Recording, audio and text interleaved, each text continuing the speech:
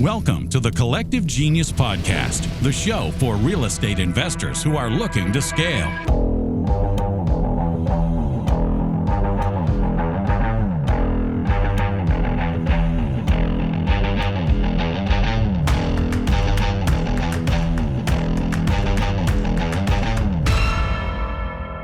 Welcome back into the Collective Genius Podcast. I am your host, Leon Barnes. Good to have you with us, and it is great to have my next guest on the show with me. This weekly podcast has been incomplete without my good friend, Mr. Gary Harper. Welcome in for the very first time to the Collective Genius Podcast, my friend.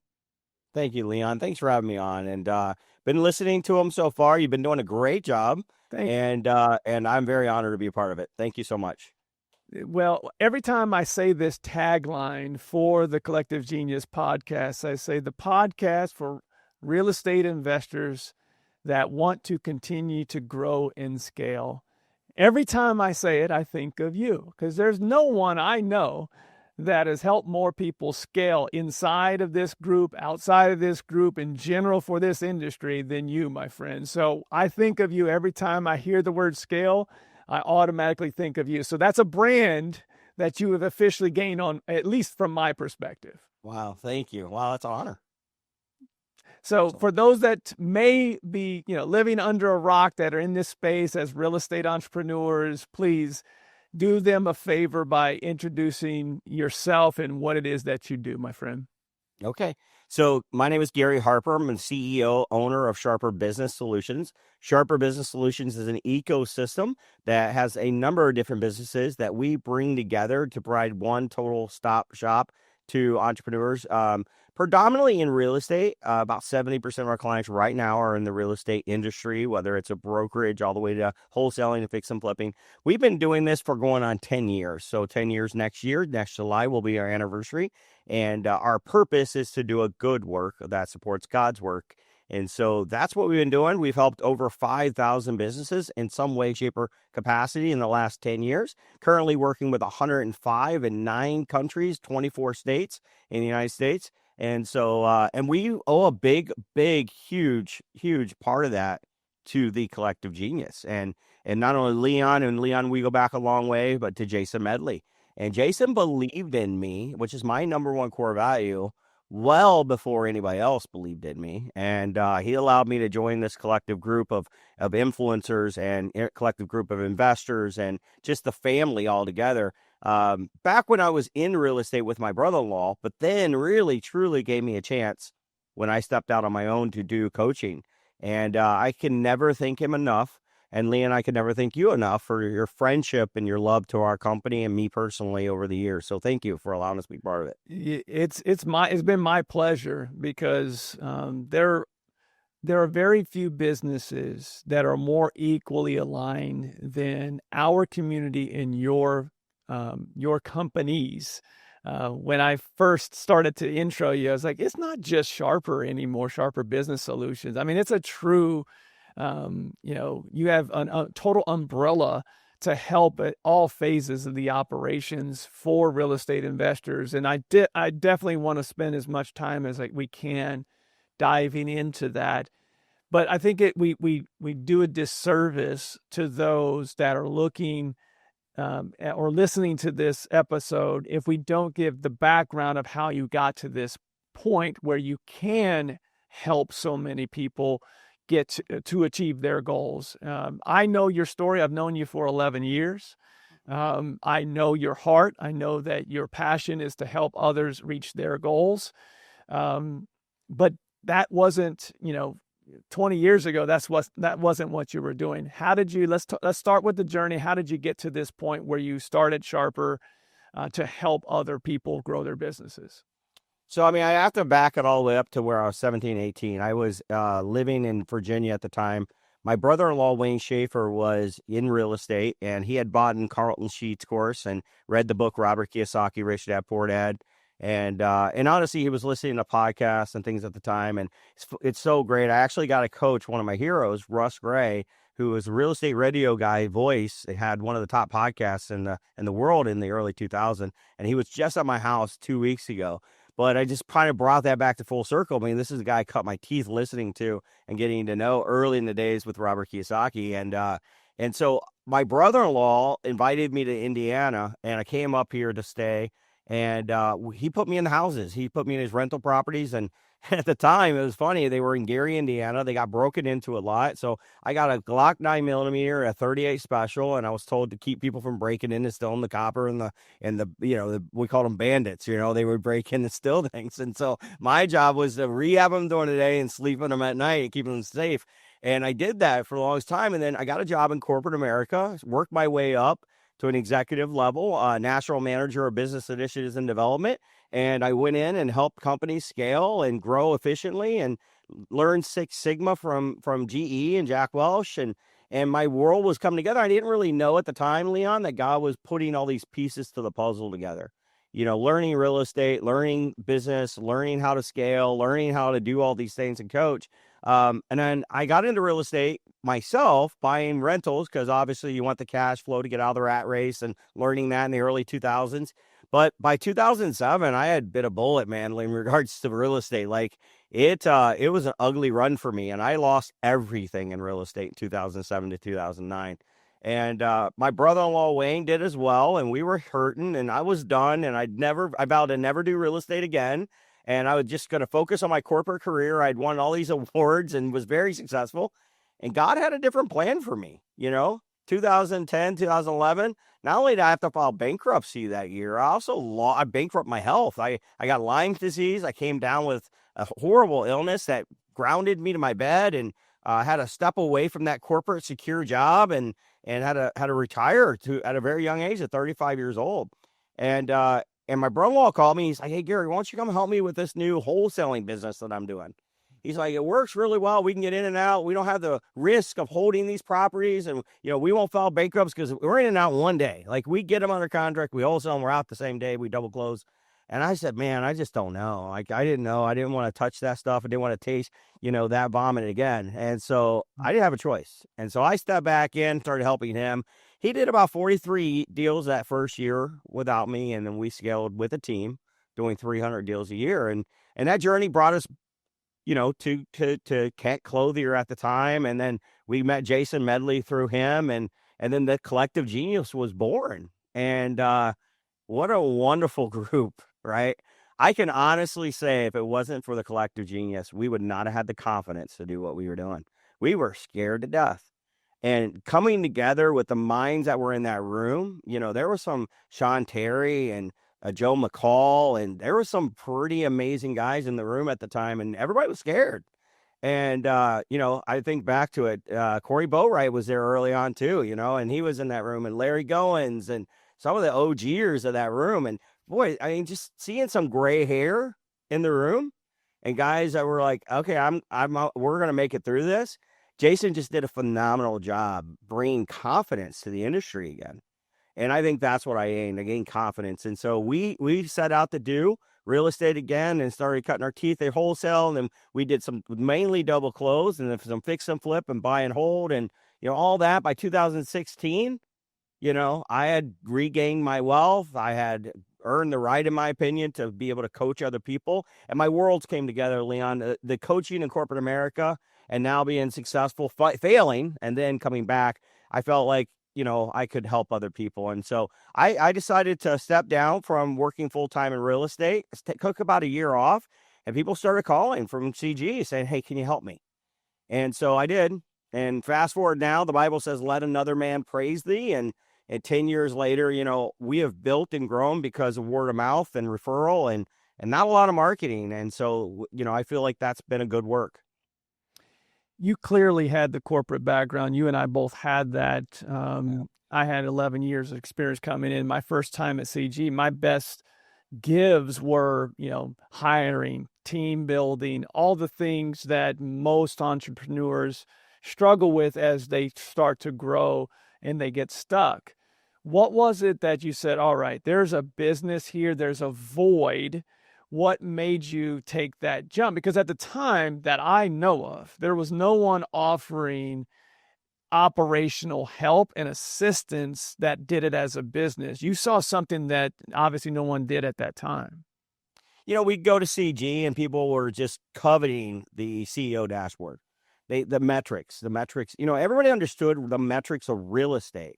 And that's what I found was really interesting is they understood the metrics of real estate. Like you got 100 leads to get you 20 qualified leads, 20 qualified leads to get you 10 appointments, 10 appointments to get you 2 contracts, and you close at 85%, right? Like everybody understood these numbers, right? And they had it dialed in. They know how to run comps and they know how to make money in real estate, but they didn't know how to run a business with metrics. I think that was the biggest eye opener for me. And so me and Wayne had built a CEO dashboard, and we could come in and we put that CEO dashboard up.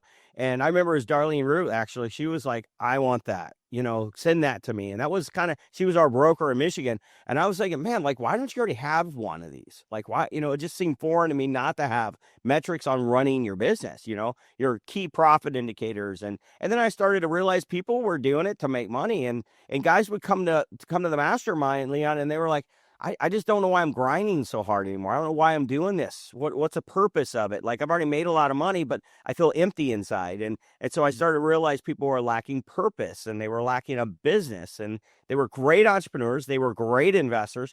They were terrible business owners.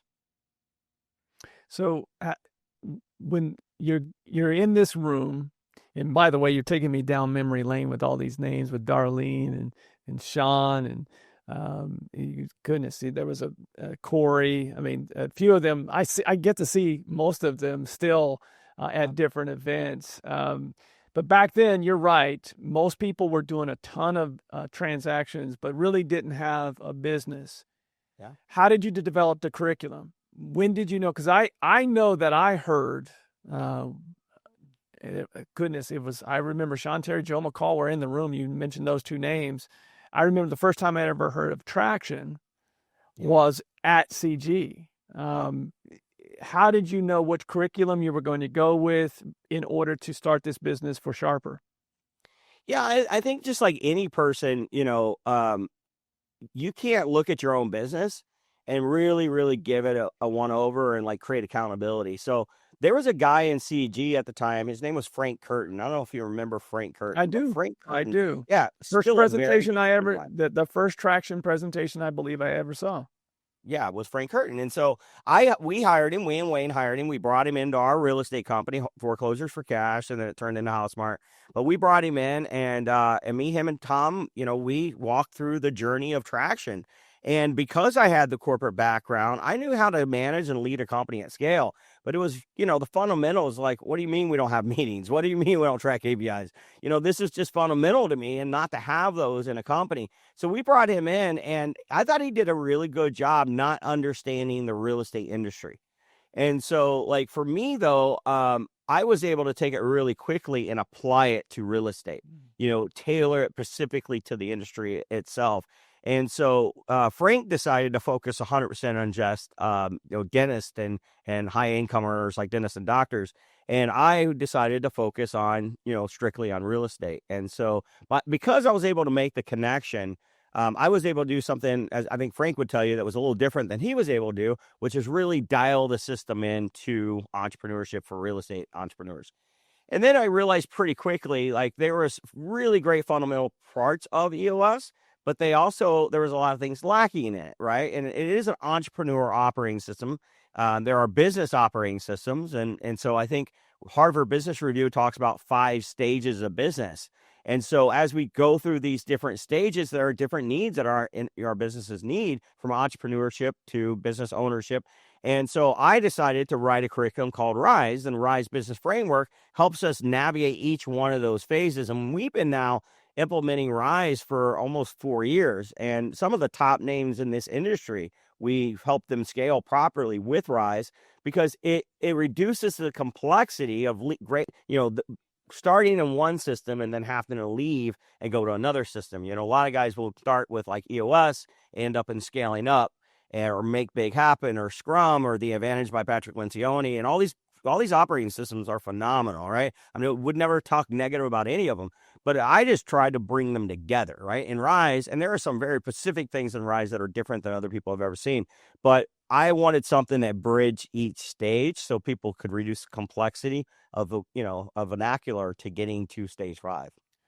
Bridge each stage, but also the most important thing I always share with future members and current members that if you're going to go through an operating system, you have to do it with Gary's team because they understand real estate entrepreneurship at the highest level because they came from real estate investing. So, you know how I judge, by the way, where someone is in their business? We have 4 tiers. That wasn't always the case where we had multiple tiers dependent upon where someone was in their business. But generally, if I have someone right on that cusp of, let's say, select level, basically just right around $2 million gross profit business on an annual basis, whether they're between select and premier and where I place them is generally, I can tell by asking one question with a few follow-ups. And the one question is, what operating system are you currently working on?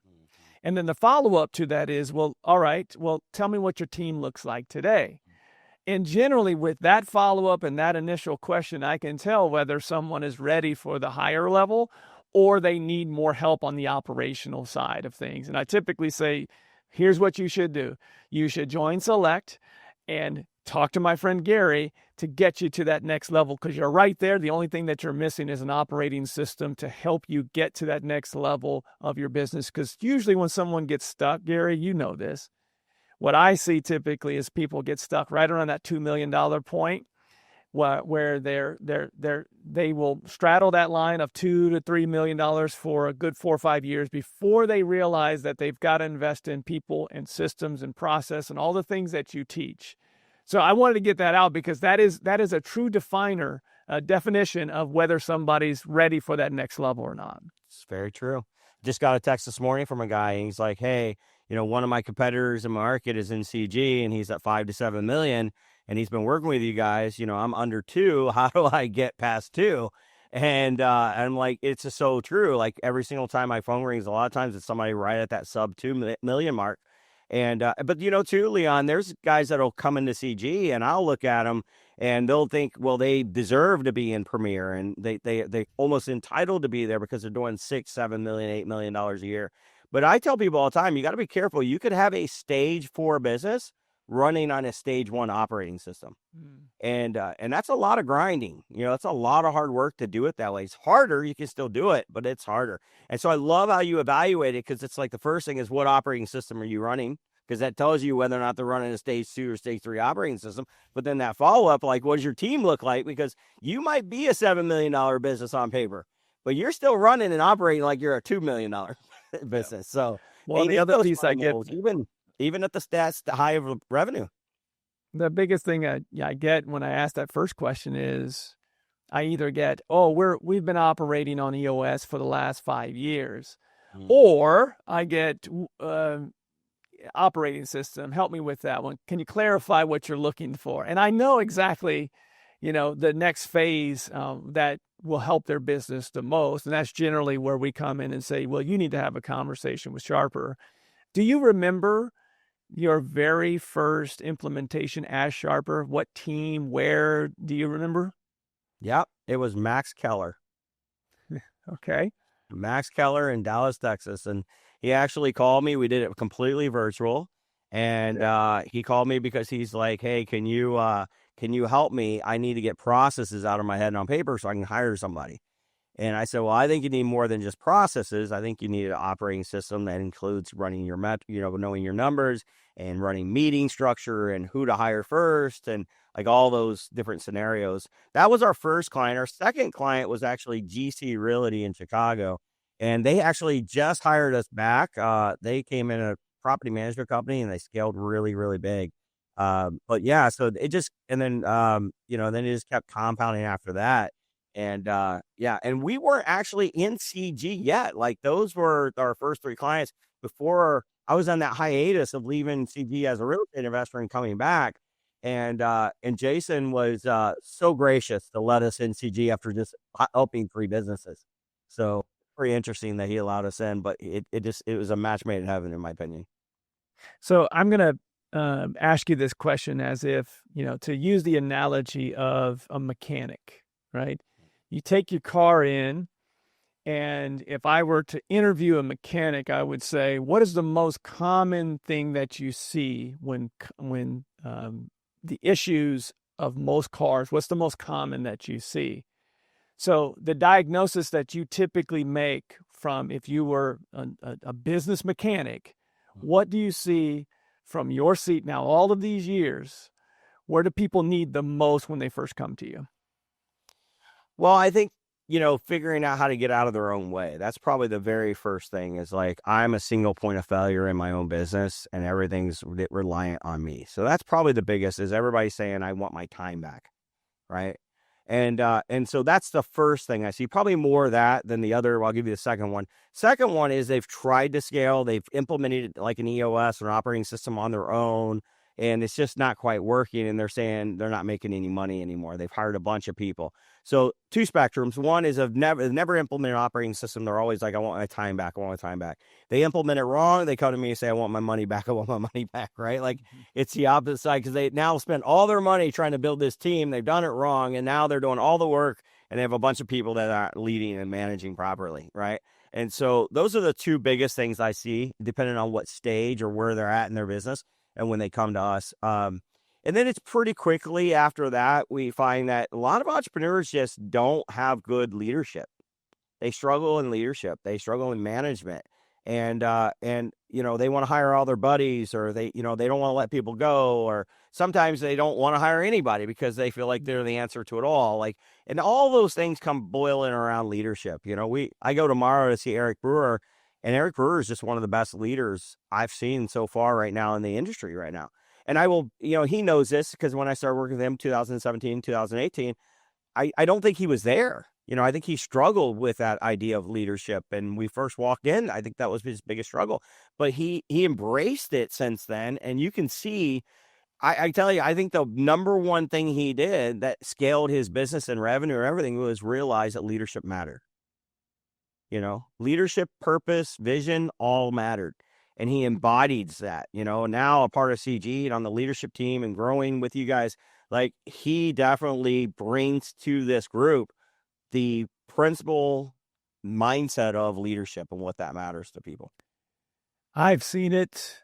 Everything that you just mentioned specifically with Eric, we've had this conversation many a times. Like not only has he increased his leadership and continued to work on it daily, he's also, he's one of the top, if not the top, at defining or finding talent and growing those people into great leaders as well. Developing leaders, like the true measure, in my opinion, of a great CEO and founder is the type of leaders they develop underneath them. And I don't know anyone that's doing it. There might be someone else in the group that I'm missing, and forgive me for that, but I don't know anyone that has brought more talent into our community to help other people that he's developed, because he says it's my job to make sure that the people that are on my team have the highest level ability, because they're going to continue to level this company up well beyond what I'm capable of on my own.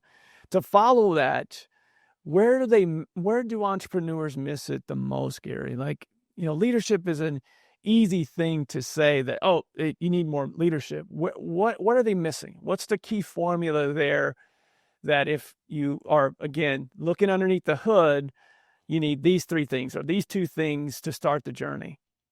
Yeah, first of all, I think Eric attracts good people and good leaders already because I always say this statement: you have the team you deserve. Mm-hmm. I tell teams that all the time. And so, like, if you want a better team, you got to become a better leader. And so level A people, level A leaders attract level A talent. A level A talent doesn't want to work for a level B leader, right? Like they just don't. They want to be leveled up. And so what does it mean? What's a 0 to 1 on this? It's empowerment. Like you have to be willing to empower people to succeed or fail and then help them through the failing part of succeeding and getting there. And so in Rise, we wrote about like the art of delegation. And so I think it's one of the probably the most simple, but probably biggest keys to leadership and helping people let go. And that is the ability to look and have a same page meeting with your employee and say, these are the things I'm hiring you to do. This is what I'm empowering you to do without talking to me about. This is what I want you to do. Then tell me how you did it. And number 3, These are the things I don't want you to do until I've coached or led you through how to do it. And getting on the same page with them and starting that journey early on. And then the second thing is once you empower them, because good people that don't feel empowered don't stay. That's a John Maxwell statement. So empowerment's super, super important to leadership. But then probably the next thing is, this is step 2, is making sure your company's purpose helps them achieve their life's purpose. The Dream Manager book, I was talking to Eric about this a couple years ago, and I'm like, the Dream Manager book's this game changer for a lot of entrepreneurs and I actually wrote about a lot of it in Rise because Rise is the first business operating system that actually helps the employee discover their purpose. And the reason why I've brought that in is because I want to make sure that we can look at the company's purpose, but more importantly, ask the employee, do you see how the company's purpose is going to help you achieve your life's purpose? And when that happens, we are really, really taking on the purest form of leadership by helping them rise to their purpose in life, right? Empowering people not only to help us be successful, but empowering them with our purpose to help them be successful. And so that's what I think is some of the most critical things. If you're looking under the engine and you're looking at your people and you're like, man, I just don't think I have good people. Well, I'd first ask you the question, are you a good leader? Right? Because you may not be awakening in them the greatness that's in them because they don't want to give you their greatest. George Carlin said most people work hard enough not to get fired and get paid just enough not to quit. Right? Those are have to employees. But when you get somebody that comes on your team and they want to be there because you are a great leader that empowers people and then helps them achieve their purpose in life, their productivity actually goes up 64%, Leon. I believe 64%. And that's what we have to embrace as entrepreneurs, merging into leaders. I constantly study leadership. I think leadership is one of those things that if you're not a student of leadership, you'll stop being a good leader. It's not something we just attain and then we put that trophy on our wall and say, now I'm a leader because that says I am, right? Like it's an earning thing every day. We got to constantly earn the right to be a good leader and empower people and lead them properly. And so I study the Bible. I study Jesus Christ when I look at leadership. I think Jesus is one of the best leaders we could formulate our lives after. Whether you believe he's the Son of God or not, it doesn't matter. I think he's still an amazing leader. He was when he walked the earth.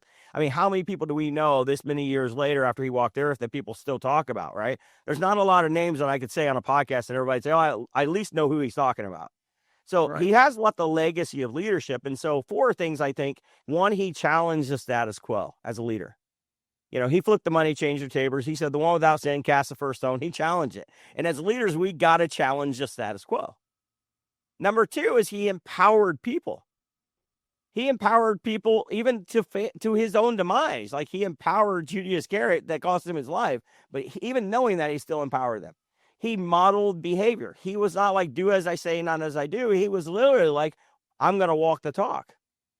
Right? And so he had these areas of leadership where he challenged the status quo. He empowered people. He modeled the behavior. He did these things that allowed people to rise up around him. And he just did an amazing job with that. And I think as leaders, we could learn a lot of lessons from that book. There's a couple things I wanted to say. You just hit on one of them, which is studying leaders, studying leadership. To the example that you just gave with Jesus, he was also a great storyteller. Eric and I have had this conversation many a time. The level of leader that you are and the way that people follow you is directly related to your ability to have great platform skills. Yep. The person that can speak in front of a crowd and motivate a team because everyone is rowing in the same direction, that doesn't happen through you're not born with that. That's something that you have to study and build confidence from doing it time and time again, but also studying leadership. When I saw the change to Eric is when he started reading every single day on leadership. Like every single day he has set aside time to read up and study great leaders. So that you hit on that at the last. I wanted to make sure I pointed that out. I also want to give you major credit for this because when coming from corporate, I too struggled with this entrepreneur grinding of the business instead of, and just hiring anybody that would take the job, that there was no structure to it. And when I got into the business, I didn't have a background in real estate. I don't know if you remember this, but it's probably 11 years ago when you used to do the Post-it note process mapping. It's something that I still use to this day when I'm having a conversation with, an investor that may be doing a couple deals a month and they're just pretty much doing it by themselves. And they're like, I don't know how to get in here, the process for contracts, for acquisitions. I don't know how to start with this, what's in here. And to me, that's the first step of leadership, is being able to take what's in your brain because you had to learn it. Someone taught you. You didn't just do it on your own, right? You didn't just jump in the water and start swimming. Someone taught you how to swim, in this particular case, real estate. So you got to get that out. And the best way to do that is just go through every single step.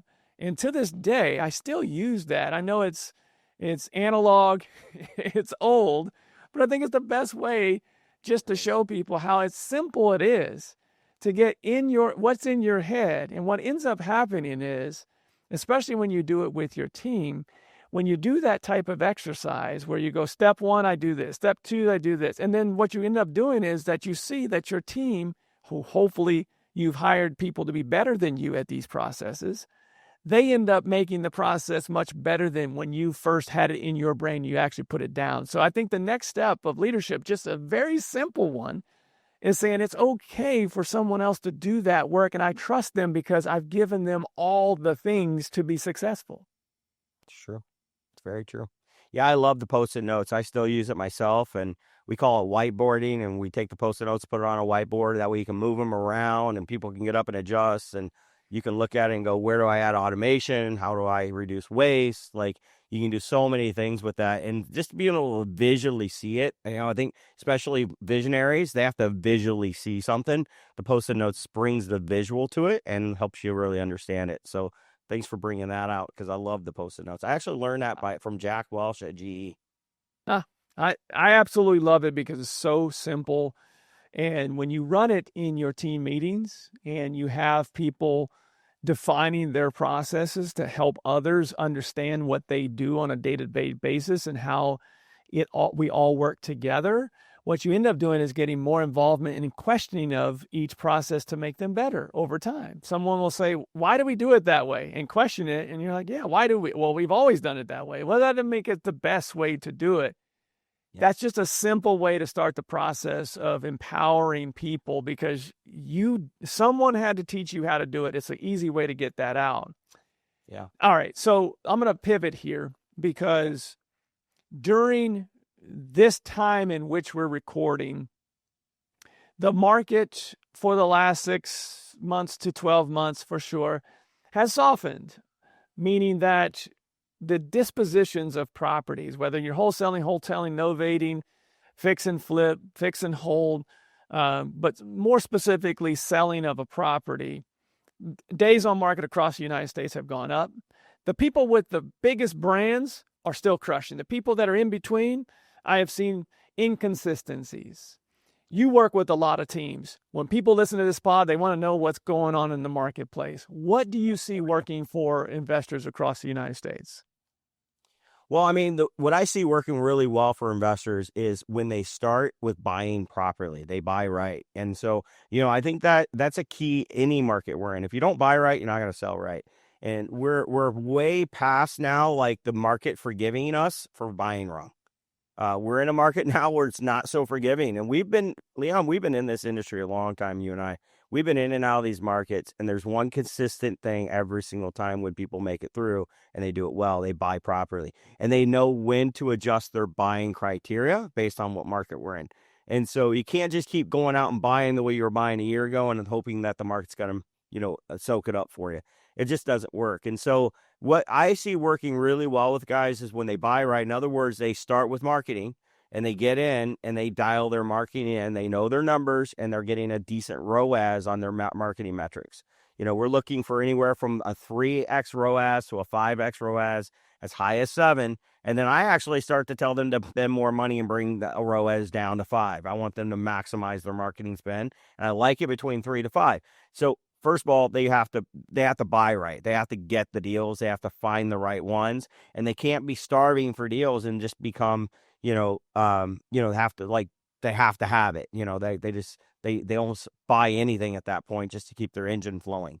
And so the guys that have a big brand, they don't have that problem. They've dialed in their marketing, so they have more to choose from. So they buy better, right? They're not just throwing things in their pipeline. Next thing is that they're getting into their processes and they're adjusting their processes.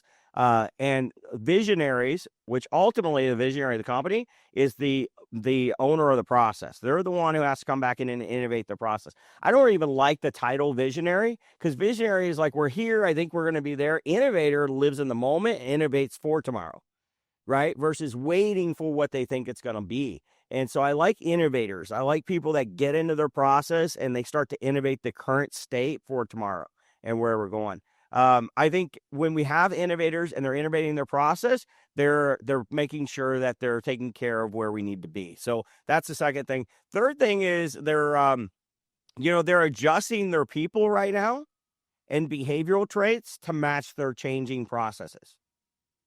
And I think that's really key right there. There's guys in the industry that they had Mavericks, they had different types of acquisitions people running their appointments, and they've had to adjust their process and do different ways of acquiring, or they added innovations, or they added different exit strategies.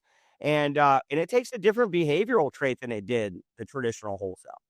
And so like adjusting your people to match your process. I always tell people, don't hire a person for a position. You hire people for the process that you're hiring them to do, not the title. And that's a fundamental thinking change, right? Like people are like, I'll hire a salesperson. I'm like, no, you're not. You're hiring someone to do the innovation process. You're not hiring someone to do acquisitions or a wholesale process. That's what Joe does in whatever, Cincinnati, Oswego State. But he does this over there. That's why he needs those behavioral traits. Well, in your process, you need these behavioral traits. So making sure that we're hiring people with the right behavioral traits for the process that you're going to have them go do. And those are the things they're leading, right? They're making the right decisions at the right times. They're not waiting. I think back right now to the industry's filled with a lot of guys that remind me of the book, Who Moved My Cheese? Have you ever read that book, Who Moved My Cheese? Came out 2000, 2001. If you've never read it, highly recommend it. Short read. But Sniff and Scurry, right? Sniff and Scurry and Him and Hall. We have two different types of entrepreneurs, right? Him and Hall are entrepreneurs who are like, I want my cheese back. Bring me back last year's market. Bring me back the bull market. Bring me back that. Like, why did you steal my cheese? And then you have Sniff and Scurry that are out there innovating their processes and finding new ways to find cheese. And we have way too many people in the industry right now that are waiting in Station C, Him and Hall, waiting for somebody to bring their cheese back to them and refusing to innovate and make the change. I love the word innovate, adjustments. Is there a specific example of a process? Because a lot of times when people are listening to the pod, they'll hear these buzzwords of process and systems and not know exactly what that relates to. Is there a specific process that you see the higher level people that are having the most success right now where the adjustments are being made? Yeah, in-person appointments. That's a process change. People were like living it up over the phone and all that and cold calling and all that 5 years ago. And Leon, people that are Him and Hall, they're like, I want to just be able to call. I don't want to go on the appointment. I don't want to go shake hands and kiss babies. They're not getting the deals like the guys that are going on appointments right now. The guys that are going on appointments, they've got to build relationships because they've got to buy deeper, and they're not going to get them deeper when they don't know who you are, your last name, and you're just buying over the phone. It's a commodity sell to them or buy for you, and it's not a relationship buy and sell. And so we have got to maximize what we're buying at. And the only way we're going to do that in real estate as an investor is to build the relationship right now. And so going on the appointment is rendering a higher return than somebody who's calling over the phone. And that's a process change. And as much as it doesn't feel like innovation, it is, right? Because you have to innovate or change your process to what's working in your market. And I'm not saying that's universal across every state, right? Like that's the beautiful thing about real estate. It can be different from one state to the next. Wholesaling is illegal in South Carolina, but it's not in Indiana, right? Like processes have to change in order to match the laws and requirements of that market and the demand of that market. But, in South Carolina, there's people that are innovating their process to still be able to double close, right? We have a client that's in CG and he's an attorney, and you can bring him deals and he can double close on them. And he's found a way to technically still somewhat wholesale in that market, right? Where he's using his own money to buy and then sell the same day. It's a double close. And so that's what we mean by innovating your process to match the requirement, the legal requirement, the buying requirement, the sell requirements of your market and what it's telling you to do. Those are really, really good ones. I'm glad you shared that, especially, what made you successful in the market in 2020 and 2021 will not necessarily make you successful in this current market. Doesn't mean that, as you mentioned before, there are certain markets where you can still do certain things because it hasn't changed as much. But if we're talking about in general, that's a really, really good one. There were a lot of people that in 2020, 2021 that made their millions in texting and cold calling. Yep. There's a trust recession going on. I've heard this many times now. And I immediately thought about my father-in-law. My father-in-law's in his 70s, and he is the avatar of most people that are looking to downsize or sell a home, inherited a home kind of thing. He's not doing anything on the internet. He's making a phone call, and he wants to trust that person on the other side. And this, to my point earlier about those that are doing the best or the ones that have the biggest brands, he trusts that individual he's seen on the television now for 5, 6, 7 years, maybe more, and that he can make a phone call and actually talk to a real person. Yeah. There are things that, it worked. It might have worked in 2020 because he needed a fast sell, right? But today, more so than ever, after he's received 1,000 text messages or more, I'm not picking this up and trusting that this person has the money to buy the house that I'm trying to sell. So that's a great example. Those are a couple of things that those that are, doing very well, some of the adjustments that they're making. What about those that are bringing you out right now and saying, I need help. I was doing well. Now I'm not, or I'm stuck. What are the common things that they're coming to you for? Well, I mean, in disposition specifically, because the market's softening, guys had what we call trapper type salespeople, where they just took the orders and they process and they sold, right? And now we're starting to get back to 2015, 2016, where it's harder to sell, 13, 14, 15, where we actually have to have hunting a little bit on the disposition side. All right. So we have to have some level of sales hunting where we have to go hunt for buyers again. And so you remember back then, man, I got 25 houses a month under contract, couldn't sell free. Right. Man, Leon, I think back to this. I was talking to Wayne about the other day, man. If we could actually close on every single one of those blessed numbers and deals that we had back then, wow, the world would look like a different color right now, because we were getting 25 houses a month under contract that would make today's numbers look sinful. And we just couldn't close them. We couldn't close them all because honestly, we couldn't disposition them all. It was really hard to move them. And so we had to have hunters in sales on the disposition side. And the truth is, back then we had trappers, we had order takers, we had administrative people putting in offers all day, 160,000 offers a year just on HUD, right? Why? Because there were so many houses available and not enough buyers. And so you got to understand how the market's shifting. And when it shifts, you got to move your hunters from acquisitions to dispositions. And we're in a weird time right now where you kind of need them on both. You need them on acquisition side and the disposition side. You got to hunt for buyers and you got to hunt for sellers. And so we're seeing that. We're seeing people not get enough leads and they're not getting, the houses under contract, or not getting them under contract for the right amounts and low enough. And then on the opposite side, man, they're just not finding buyers, right? Well, they're not out hunting for buyers. I think that's why, find cash buyers now was such a big thing in the 2013, 14, 15 season, right? There was a software out that you could find cash buyers. Why somebody made money off of that? Well, why they made money off of it was because they understood what the market was doing and they solved the problem, and so now guys like Steve Trang are creating AI and systems like that. Why? To maximize our time on the phone so you can help gear up your people to be more hunters versus just order takers. I had this conversation yesterday.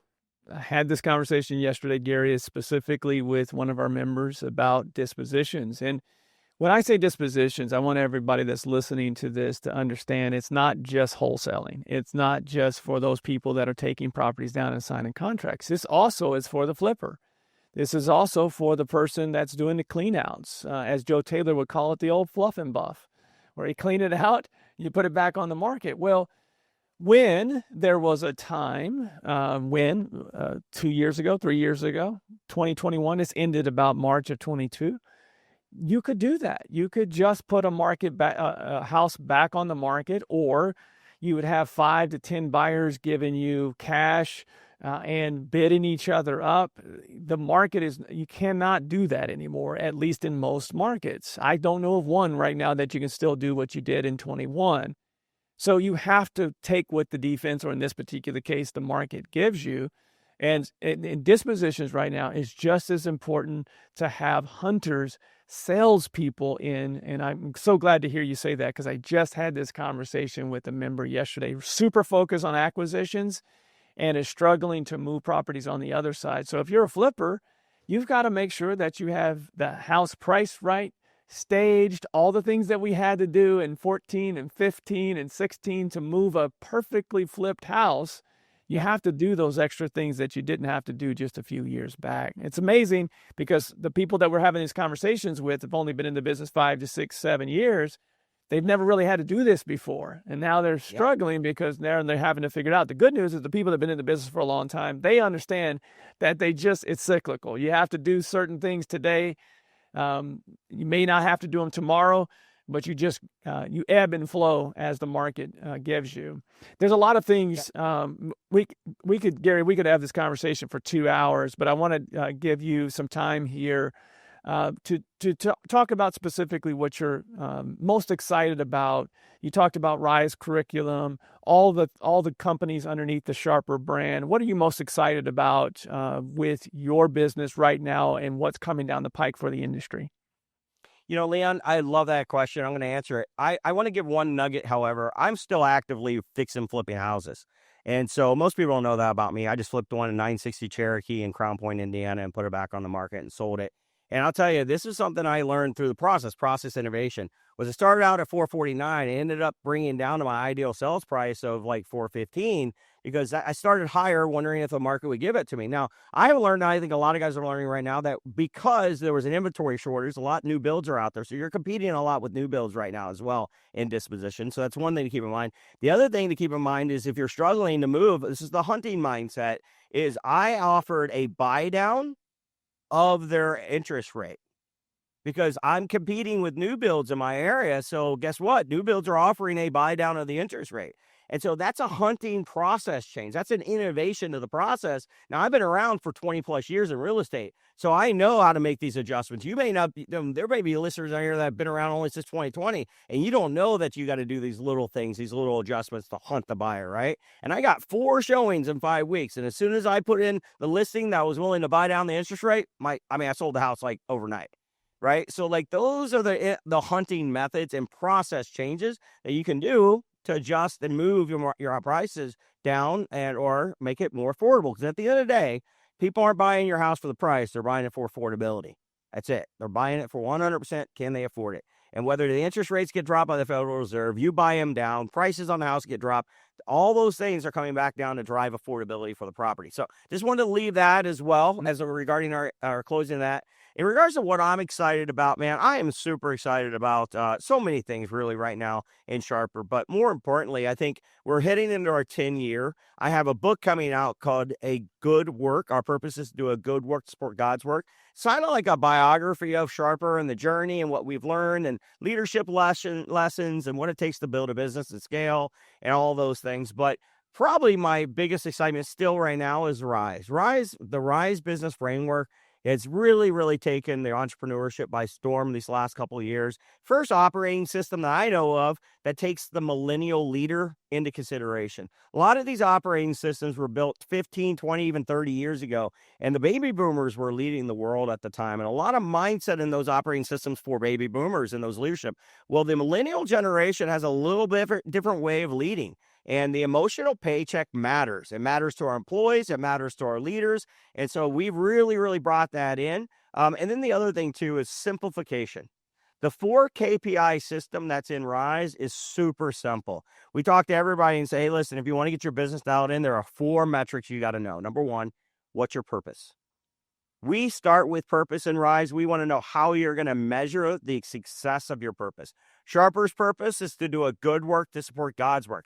Our purpose indicator, a KPI that I trademark, purpose indicator is how do you measure that purpose?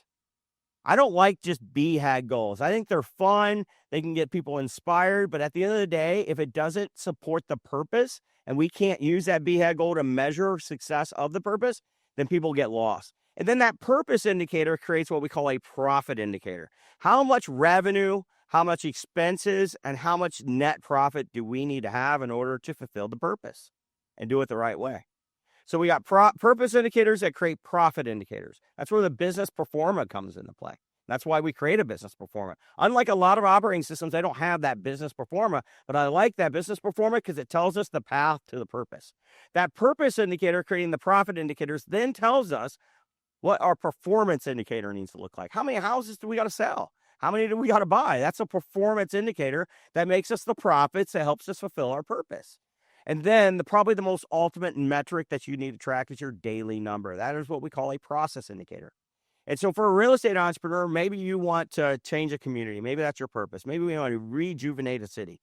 And your profit indicator in order to do that is you got to do $20 million, $100 million a year in order to rejuvenate that city. And maybe that's how you measure your purpose. Well, from that, then how many deals do you have to close, buy, and sell? That's a purpose indicator. But really where the magic happens is when you get into daily numbers, which is like how many appointments do you got to go on? How many offers do you got to make, right? Those are daily numbers, and that's what we call a process indicator that gets measured every day. We know that you got to get 100 leads to get 20 qualified leads, 20 qualified leads to go on 10 appointments. Those are daily numbers. Those are process indicators. And if we do that in that conjunction, then we get 2 to 3 contracts a week. That's a performance. 2 to 3 contracts a week that make you $35,000. Now we're setting at, over $100,000, $110,000 somewhat dollars to profit indicator. Profit indicator says, all right, of that, how much can we use to fulfill our purpose?